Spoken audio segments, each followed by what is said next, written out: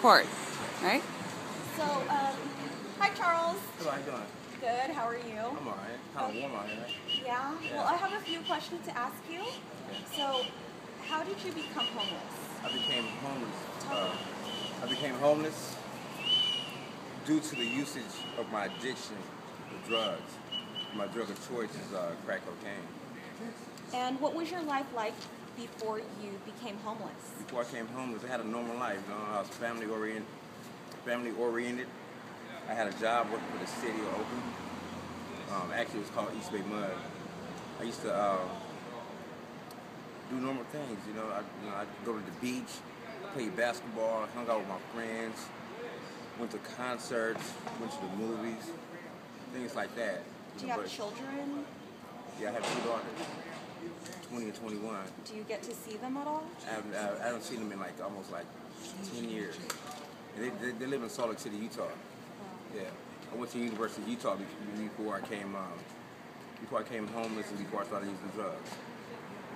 Cool. So where do you go to get all of your everyday needs? Are there shelters around here that provide for you? There's shelters, and I actually go to this one on Bryant Street right next to the jailhouse, and that's where I take my showers every other day. Do they give you food? Do they give No. you clothes? Believe it or not, I buy my food every day. I go to Jack in the Box, KFC. They have Glide Memorial, St. Anthony's. I just don't like standing in the lines, and I don't like that kind of food. I do have some pride left, and I just like doing things for myself. I like paying for your own things. Paying my own way. Do you know of any shelters that you can go to, or do you have a place to stay at all?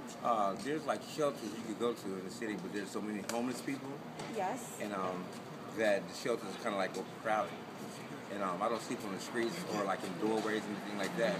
I sleep in the garage on Pine Street, and it's in a nice neighborhood. And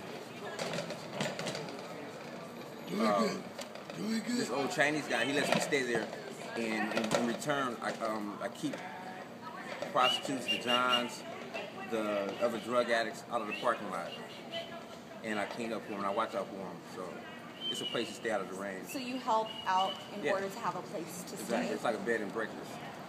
How do you feel society treats you because you're homeless? Besides me, anyways. But how do you feel society treats you? I don't really actually. Society treats me like. What can I say? I treat people as they want to be treated. You know what I'm saying? But being on the streets, going through a lot of things that I do. Being a drug addict, people look at me different. You know what I'm saying? Crackheads or people that's addicted to crack are looked upon different than people that use weed or use crank or heroin. A lot of people doesn't like. A lot of people look down on crackheads. So society, I really don't care about society. I just worry about myself and what I want to do with my life.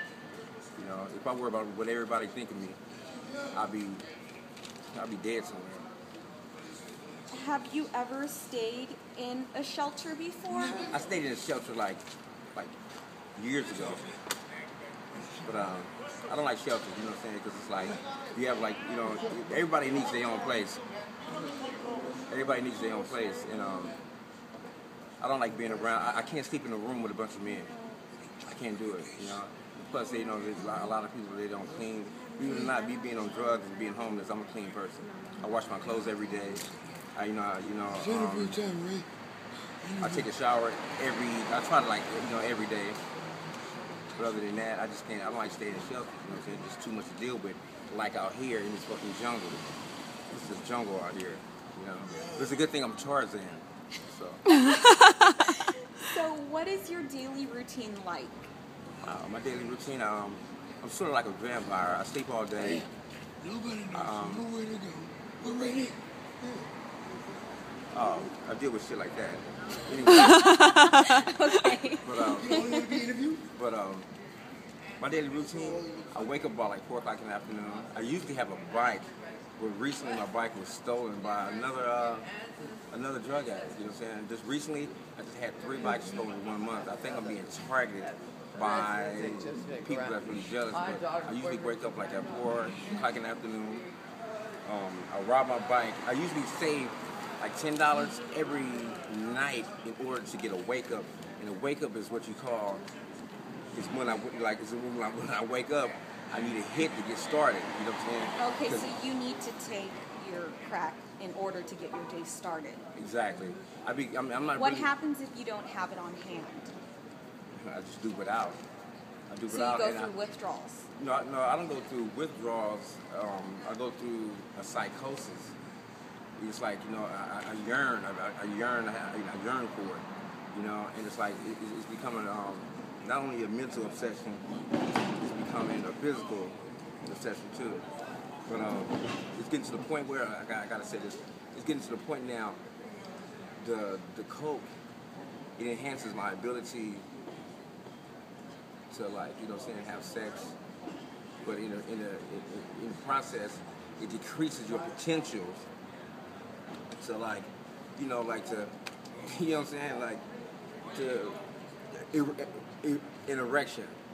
Okay. You want, you know what I'm saying, if you do so much coke, you won't get an erection. For me, you know. But other than that, It's okay. but other than that, you know, I smoke all day. I mean, well, I smoke all night. I eat. I usually have sex with 2 or 3 girls a night. Wow. Wow. You're a lucky man. And I'm not lucky because these girls are kind of like they're not the most beautiful person, and me, I'm not the most, like, you know what I'm saying, handsome guy. But when I wasn't on drugs, I was good looking.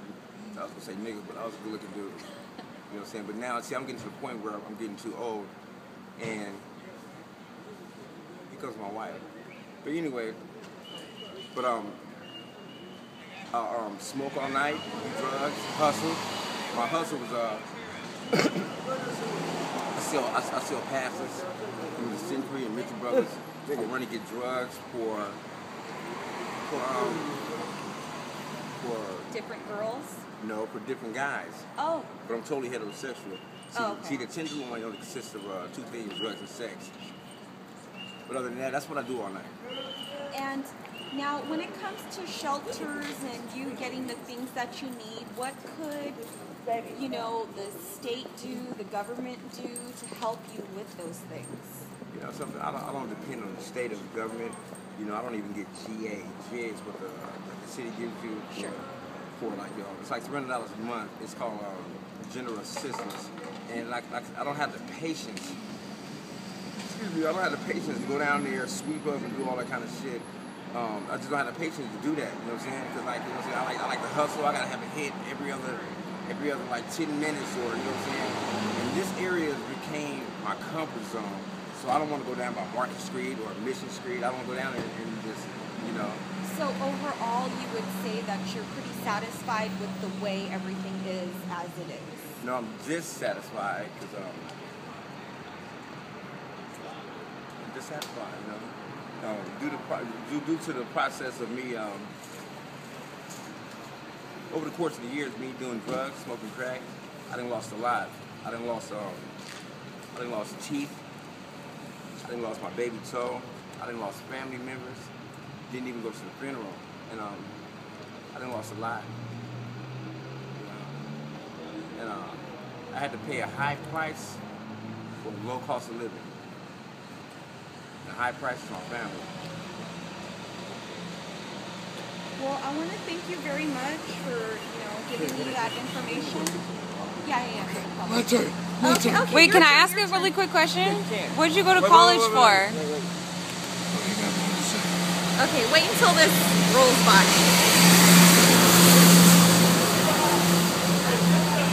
Yeah, what did you go to Charles, college what did you go to college for? I went to University. I went to University of Utah. And believe it or not, I studied criminology. I wanted to become a cop. I got a cousin who's a cop here. I went to a high school here in San Francisco. The Catholic high school is called Reardon. And we have the cops in this area I went to high school with. So So I got a cousin, he's a cop. I got a cousin that's fireman. I come from a real successful family. And right now, I'm out here doing drugs, running amok. And I have a trust fund for over $60,000. That's how severe my addiction is. You know what I'm saying? I got a sister that has my money, but I'm too Caught up too in strung. the lifestyle. Yeah, I'm just too fucking strung out to actually get this money. And the only way I can get this money is for me to stay clean for a year. And I've done it before, but this is the longest run I've been on. This run has been like 5 years, and I can't believe it. And it's like, you know, I have unprotected sex. I never call it Do diseases. you have anything, just out of curiosity? You saying that you have sex? Oh no, that's what I'm saying. I don't have any diseases. Oh, okay. I'm HIV negative. I never had syphilis. Never had gonorrhea. Never had no STDs. And it's one thing I do believe in, and I believe in God. I know God, Jesus, Jehovah, all that. You know what I'm saying? I believe in God. There's something that guides me out there, that provides me with everything I need every day. And other people can actually say the same thing. You know what I'm saying? It just, I got a special gift, and it's like like talking to people, helping people. And I don't help people in order to get something back. I do it because was one thing my mother, she passed away, and one thing she left me with. It's called a heart. And sometimes I just want to say no to people, but I can't. It's good. But just, I just want to say this is going to be it. I met this one Hell's Angel, this one HA, and you know, blacks and HAs, they're kind of like... They don't mix. They don't mix. That's just the way it is. That's just the way it is. But this one, he's from my city, he's from my neighborhood, and he told me one thing. He said, "Charles, you're a good person." You ready for me, baby? Almost was got sir. Carissa's ready. Carissa's ready. You got a good heart. He said you got a good heart. And but it's turning black. Slowly, but it's turning black. And once it's turning black, it's never going to. But anyway, I need to cut this interview short because there's another individual that wants to speak, and he's kind of like impatient right now. And me, I want to go take me a hit. So. Okay, well, you can stop the recording now. Okay.